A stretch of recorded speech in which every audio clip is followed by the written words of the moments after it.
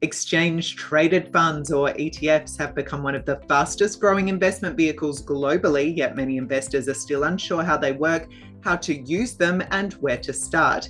In this ETF Education Spotlight, presented in partnership with Women in ETFs, I'm joined by Claudia Catalanotto, Sales Operations Manager at VanEck, to break down the fundamentals of ETFs, explain why they've become so popular with investors, and provide practical education for those looking to better understand the sector. Claudia, welcome to the Stock Network. Thank you. It's great to be here. Now, for investors who are new to the space, can you explain really what is an ETF? Also, how does it work and why ETFs have become such a popular option globally? Yeah, definitely. So I guess firstly, ETFs have really transformed how everyday investors access markets. But despite their growth, there is quite a lot of confusion around what they actually are and how they work. So at their most basic level, an ETF, or exchange traded fund, is an investment fund that trades on the stock exchange, just like a share. But instead of buying an individual company, one by one, you get exposure to a whole basket of securities in a single trade. So that can be things like Australian shares, global shares, bonds, even things like oil futures. The range is very broad.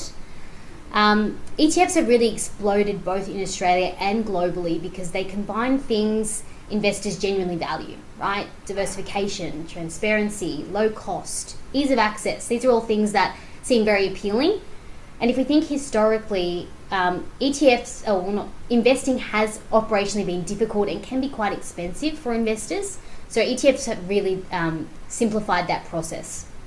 Fantastic. And when it comes to really understanding the different types of ETFs, there are now ETFs really from everything from commodities and thematic investing. How do you think investors should think about these different categories of ETFs and also maybe where they fit within a portfolio?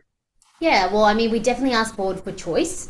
There are so many different options, as you alluded to, on the market. And I think one of the hardest things investors are faced with is, what to invest in, which option is the best for me. So I think it's important first to really understand all the different types of ETFs. So ETFs can provide broad market exposure to indices like the ASX 200 or S&P 500, but they can also provide quite specific exposure to like technology, healthcare, commodities, as I said earlier, as well as specific factors. So quality, value, growth, these are things that people are familiar with.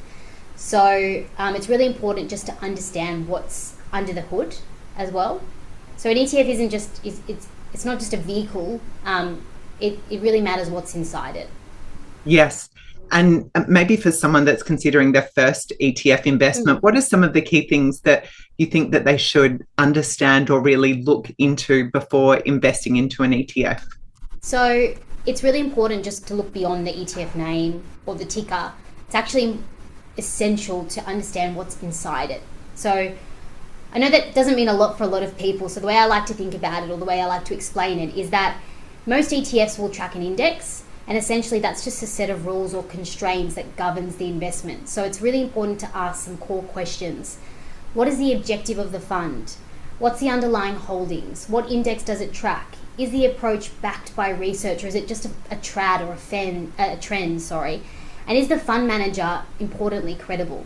Do they deliver what's on the tins? If you look back, is what they're saying in the ETF name or the ticker actually what's underlying the ETF? That's really important. There's other things to consider as well, like fees, liquidity, tracking error. Tax is a big one for investors. How is the tax being treated? So a few things to look at. But ultimately, I think the most important thing for investors who are starting off is to just look at their overall portfolio and say, does this ETF fit within that portfolio? Does it suit my risk tolerance and my time horizon? It's not just an isolated investment. It fits within your broader portfolio. Yes. And when it comes to really misunderstandings or myths that you hear about ETFs, what could you outline maybe what we should be looking at here, particularly for new investors? Yeah, look, there are plenty of myths out there about ETFs, but I think the biggest one really is that all ETFs are the same. They just give you broad, diversified, low risk exposure, and that's really not the case. As I've said a bit earlier, ETFs do provide you with access to a wide variety of things So it's really important to understand that, if you're purchasing an Australian equity ETF, you're not just getting the ASX 200. There are a lot of different types of exposures that you could gain access to. So it's really important, again, just to understand what's inside the ETF. And a lot of things I hear as well from newer investors is that an ETF is really just a way to start, and that's really not true. There are a lot of different forms of ETFs. So ETFs are utilized by retail investors, but also by super funds and institutions. So they can get quite complicated and complex. We're talking geared strategies, long-short strategies, ETFs that act like hedge funds. So yeah, it's very important to not just read the ticker, read the name. Don't assume all ETFs are the same. They're very different. So yeah, really understanding what's underneath the hood is important. And final question, how should investors think about building a portfolio when it comes to ETFs? That's a great question, and I guess it all comes down to your individual goals, your time horizon, how much risk you're comfortable with, whether you need growth or income. Be very clear on that, and then the ETFs slot in quite nicely as building blocks. So a lot of the time, the way that we see investors using ETFs is they have broad-based strategies at the core, and then they use some satellite or sector-specific exposures on the outside just to gain some ultimate exposure to things that they're interested in or they have conviction on. But as always, it's very important to seek the advice of someone that's a professional and consider your own personal circumstances as well.